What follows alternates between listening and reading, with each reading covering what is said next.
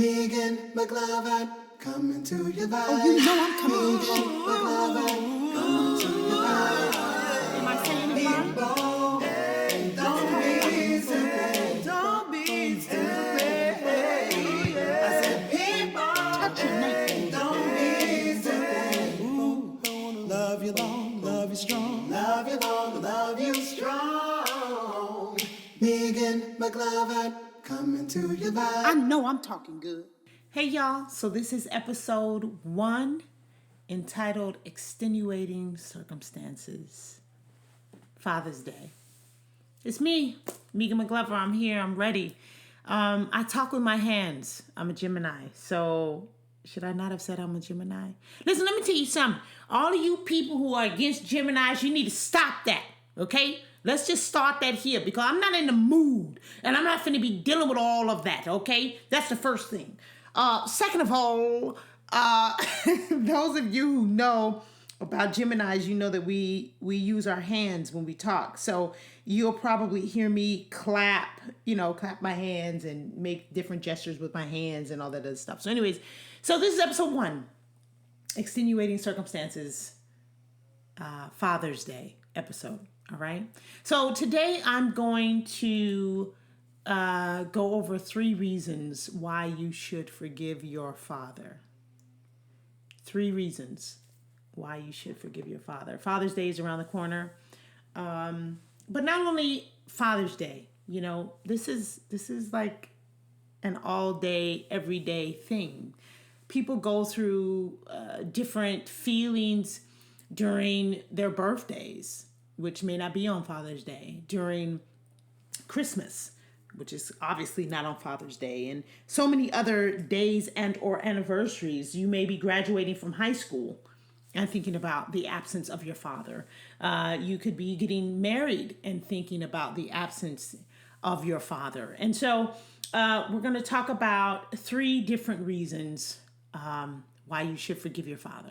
All right. So there are 1,719 state prisons, 102 federal prisons, 1,852 juvenile correctional facilities, 3,163 local jails, 80 Indian country jails. I didn't even know there was a such thing. 80 Indian country jails, as well as military prisons, immigration detention facilities, civil commitment centers, state psychiatric hospitals, prisons in the U.S. territories, which means there are over 2.3 million people in jail or some type of confinement right now. 2.3 million people are in jail or in some type of confinement right now. So people go to jail. This blew my wig all the way back. I don't wear wigs, but if I had one on, people go to jail 10. This is crazy. 10.6 million times a year. People go to jail 10.6 million times a year. Every year, 626,000 people go to jail, which includes people making bail, false identities, people being processed, etc., and are not being convicted. So 626,000 people are going to jail and not being convicted. Only about 150,000 of those people, and I say only because in comparison to the larger number, but 150,000 people are being convicted mostly of misdemeanors. That's still a very, very large number. In this country, more than 536,000 people are detained before trial. That is more than any other country in the world. 536,000 people are detained. This means being held without trial. So you're not really guilty, right? We don't know if you're guilty or innocent or whatever because the trial has not happened. 536,000. This number is broken down to about 9,000 young people, 9,000 youth, 9,000 psychiatric evaluations, 1,100 Indian country, and 51,000 federal. Local jails hold 1 out of every 3 incarcerated people in the whole group. So there's about 731,000 people in jail. There are 615,000 held in local authorities. 465,000 are not convicted. Right? Convicted are about 150,000. 32,000 of that are violent. 37,000 are property. 35,000 are drugs. 46,000 are public. 116,000 are held in other agencies. 83,000 are held in state prisons. Not to mention local jails rent space to federal and state prisons. Over 5,000 young people are in adult prisons. I'm telling you, I'm just giving you some numbers here. Speaking of young people, by the way, 8,500 young people are behind bars because they failed some type of probation requirement. 2,300 are in jail for status offenses. So 2,300 young people are in jail because of behavioral violations like running away from home or truancy, stuff like that. 1 out of every 10 of these young people are in adult prisons. So the things that go on in adult prisons are happening to a 12-year-old, a 13-year-old, a 15-year-old child. Over 60,000 are in jail and they're under 18. 13,000 people are in jail for immigration law. An additional 13,000 are being held in U.S. Marshal facilities. Over 30,000 are being detained by ICE, which is immigration. And those are being held in privately owned detention facilities. There are 840,000 people on parole. 3.7 million people on probation. 40% of all these numbers are African American people. There are 840,000 people on parole and 3.7 million people on probation, and 40% of that number are African Americans. These numbers destabilize individual lives and communities, which then reduces employment prospects, increases the likelihood of longer sentences for future offenses. So what do you think this does? If this does that to the community and society and the economy, what do you think it does to your home? So that's in jail, right? So what do you think happens when you are actually convicted of a crime and you spend 2, 3, 5, 10 years? I can tell you what happens. It's called recidivism. Recidivism is being rearrested and or reconvicted. 60, this number here is shocking. But it's not shocking when I finish telling you why. 67.8%. 67.8% of persons released from prison within 3 years are going back to jail. And I don't mean going back to jail as if I'm a psychic. I mean going back to jail because that's the statistics. They go back to jail. 67.8% of the persons that have been convicted and released, serve their time and have been released, go back to jail within 3 years. 76.6% go back to jail within 5 years. 76.6% go back to jail within 5 years. So over 2 million people are incarcerated with a return rate of 76.6%. 76.6%. Now, if this was a product, like if this was an oven that you buy from Walmart, or if this was a refrigerator or a pair of sunglasses or a car or anything like that, this company would go out of business. If you have a return rate of 76 listen, I'm Lean Six Sigma certified green belt, right? And in Lean Six Sigma, you go into a facility to find out what is the problem so that you can fix it in order to be more productive at a greater rate. If I go into a business and you have 2 million people, you selling 2 million products, okay? And out of that 2 million products, 76.6% of those products come back because of defects. Oh, honey, just shut this company down. It's not worth being saved. It's not worth saving this company. 76.6%. In a report conducted by the Bureau of Justice, only 12.5% of employers and business owners said they would accept an application of a convicted felon. 12.5% out of 100 said that they would accept an application from a convicted felon, much less hire them. So 12.5% to just look at your resume or your application.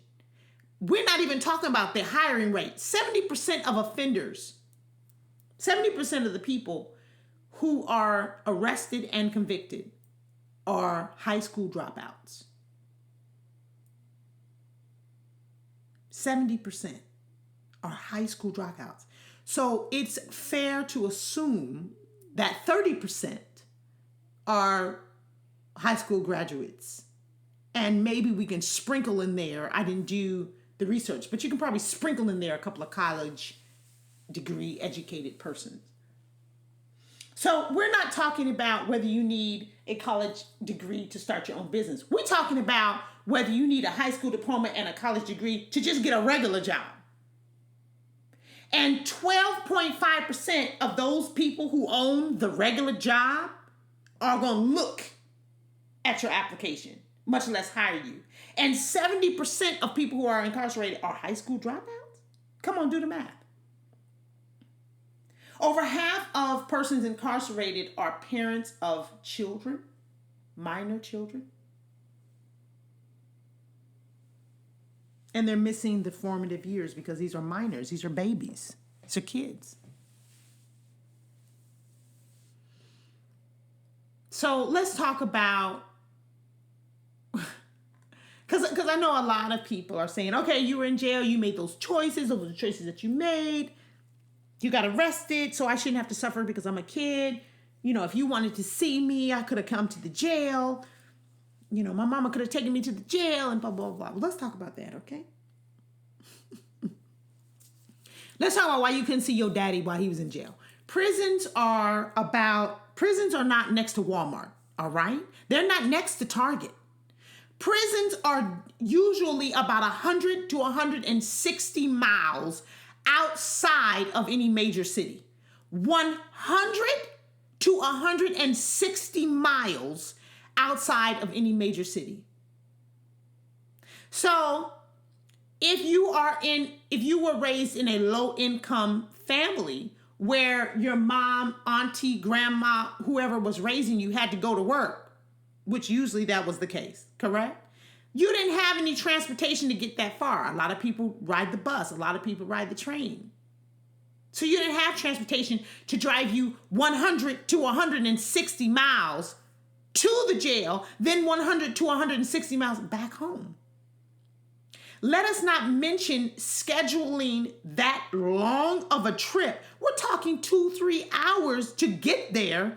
Then however long to go through the process to get into the jail, waiting and all that kind of stuff, getting strip searched, anal searched, and all that kind of stuff. And then you finally get to see your daddy for 15, 30 minutes, however long the visit is. Then you got to go back. They got to make sure you don't have no contraband on you when you leave. You got to get rechecked. Then you go back, get in your car for another 2, 3, 4 hour drive.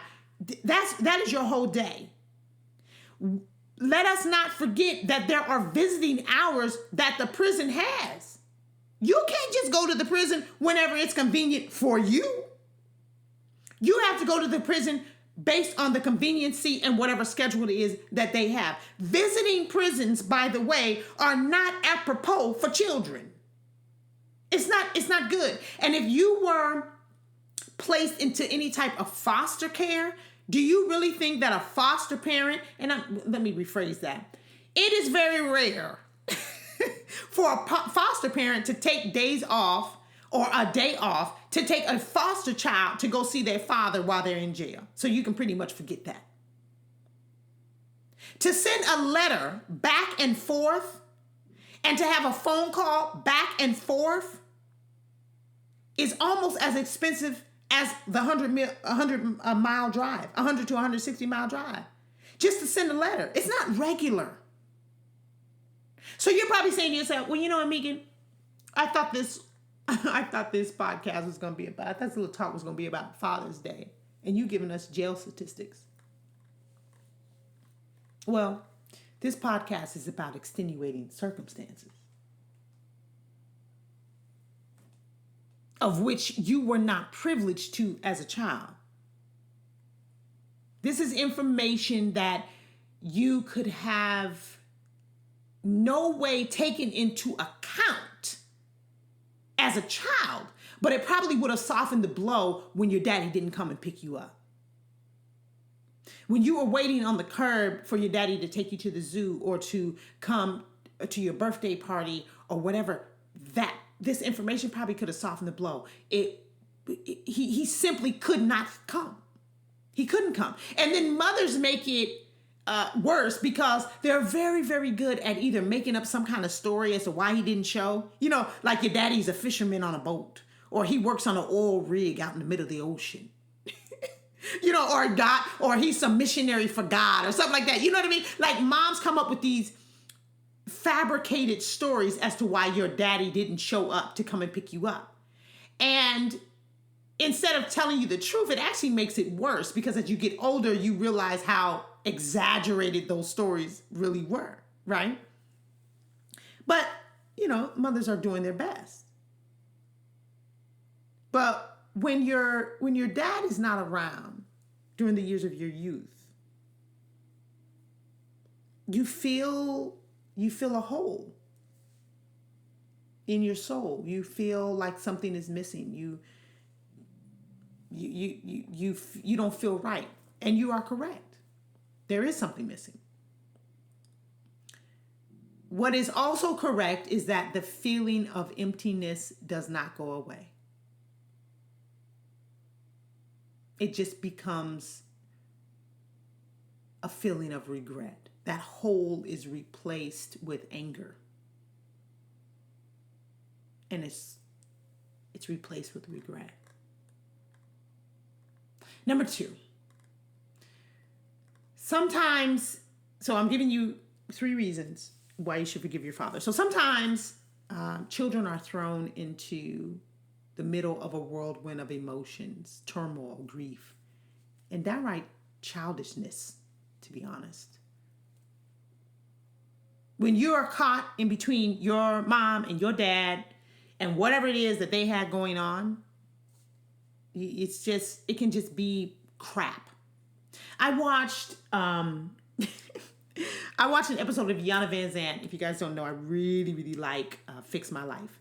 And Iyanla Vanzant had, I think it was season 6, maybe 5. I can't remember. But anyways, she had a mother who had 3 daughters. And they were raised, they all had the same daddy. Anyways, make a long story short, the mother never really liked the father. She actually liked someone else. And I believe, if I'm remembering this story correctly, that particular person that she liked was already married or something like that. And so, but she really wanted to be with him. But she settled, watch the word now. She settled for this other guy, right? So she got pregnant by this other guy. No, wait. No, that's what happened. Okay, she cheated on the first guy because she was mad at him with this other guy and ended up getting pregnant. That's what it was. And so she, make a long story short, you guys can go and find the episode. But anyways, make a long story short, she ends up having 3 children by this other guy, regretfully. So she has the 3 children by this other guy, but she doesn't like him. She ends up marrying him, getting a divorce, and telling her children, these are 3 girls, she has three daughters, telling her children that the father, their biological father, molested them. There's no proof of any of this, but that he molested them, and that's why she wouldn't let him see them, and so forth and so on. She eventually takes a lie detector test. The father takes a lie detector test. It shows that she was lying. All the story doesn't add up, so forth and so on. Now these children are in their 30s, and they are upset that they didn't get a chance to spend time with their father. Their father is upset that he missed so many years of the child's life, etc., etc. Sometimes children are just thrown into the middle of bullshit. And when that happens, there really isn't anything that can be done except trying to have a communication and or fixing that mess when you get older. So what do I mean by that? Let me give you another example. So I was raised Seventh-day Adventist, okay, very strict Seventh-day Adventist. My mother is like the 3rd or 4th generation, 4th or 5th generation, I can't remember, of Adventism, okay? So in Adventism, it's like being Jewish, okay? From Friday night sundown until Saturday night sundown, a full 24-hour period, it is dedicated to the doctrine of the religion, okay? So no TV. If you watch TV, it has to be religious TV. No secular music. In my grandmother's house, you couldn't even wash dishes because you are not to, quote unquote, work on the Sabbath. They would not allow people to mow the lawn or clean the house or anything. You cannot pay for services on the Sabbath. You were not allowed to go out to a restaurant on the Sabbath. You could not pump gas on the Sabbath. So it's a lot like the Orthodox Jews. Well, that being said, my mother was a Seventh-day Adventist, but my father was raised a Baptist. And he was raised one of them real lenient Baptists, okay? The kind of Baptists that leave out of service during the welcome and go smoke a cigarette and take a swig from the flask. Come on and touch your neighbor, okay? So that's the kind of daddy that I had. And the daddy that I had was, yeah, okay, we're going to pray about it, but we're going to pray about it on my terms when I'm ready after this whiskey has, settled down in my spirit, okay? So I'm raised very, very strict by my mother, and then on my father's side, very, very lenient as far as religiosity is concerned. And so when my mother and my father divorced while I was young, and my father wanted to see me on a Saturday, well, that was a problem. And when he was having family reunions and when they were doing barbecues and when they were doing pool parties and whatever else it was that they were having going on a Saturday, because they went to church on a Sunday, I wasn't able to go. So the good thing for me was my mother never badmouthed my father. But what actually ended up happening was I still wasn't able to spend as much time with my father as he would have wanted to. But I didn't find that out until I was in my 20s. Because I went and had a conversation with my father. I went to my father's house. And, we used to hang out all the time. When I got into my 20s and I could go over there whenever I wanted to, we would hang out and stuff, and I would mow his lawn, and he would show me how to barbecue. I can barbecue something terrible right now. I'm telling you, I am mean on the grill because of my daddy. Anyways, I digress. And so instead of being upset with my father because he wasn't there as much as I wanted him to be, I went and had a conversation with my father, and I talked to him, and because I was now an adult, he was able to express some things and some frustrations to me that he was not able to tell me when I was 7 or 10 or 12. And so reason number 2 is flat out, sometimes dads are tired of the bullshit, yo. And it's already hard enough And now I got to deal with you and Jesus keeping me from my kid. So am I upset with my mother? No, because that's the way I was raised and that's the religion in which she chose because she felt that that was best. Am I upset with my father? No, because, hey, yo, I'm not finna pull my hair out to come and see my own kid, right? So reason number 2, forgive your father, because if it was you, you'd probably be tired too. Reason number 3, pathology. We're going to talk about a pathology a lot probably on this podcast because I feel like within this culture, it's really, really important. I don't think that we realize how serious it is. I don't think that we realize how serious the environment is in which we are raised in.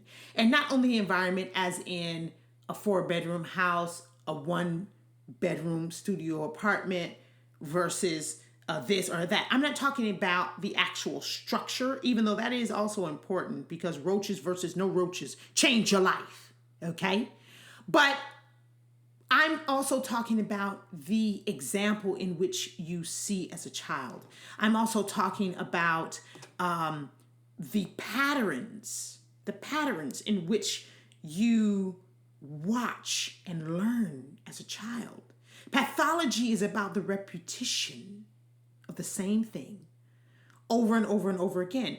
And the mind becomes familiar with repetition, the same thing over and over again. A belief is only the same thought over and over again. That's what belief is. A belief is having the same thought over and over and over again to the point where you don't have to think about what you believe in. I feel like preaching today. You don't have to think about what you believe in because it's just a belief. It becomes the fabric of who you are. Right? Even if you don't agree, watch me now, even if you don't agree with what you are watching and or perceiving, you will still repeat it because it is the example of which you lived. It was your environment, right? So it's nature versus nurture. And we'll get into that probably a little bit later. But as of right now, let's talk about what you see, right? So if your father's father, right? So your great-grandfather was an alcoholic. 9 times out of 10, your grandfather is going to be an alcoholic. 9 times out of 10, your father is going to be an alcoholic. So if your father is an alcoholic and he was in the house, there's a very good likelihood of abuse, whether it's physical, verbal, emotional abuse, alcoholism, drug use can spiral people's emotions out of control. There are different pathological things. Molestation can be due to pathology. If someone was molested, they are more likely to molest, even though they didn't like being molested as a child, because of the example and or the physical reaction, the stimulus that happened as a child. And we'll talk about that as well, because people don't understand the psychological things and the physiological things that happen to a child when they are molested. Sexually, you still become aroused.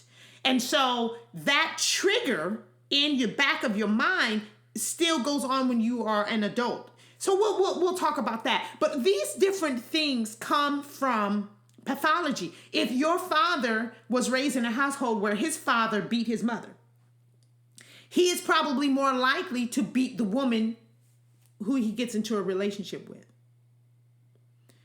Alcohol, drug use causes rage. It causes all kind of emotional irrationalism.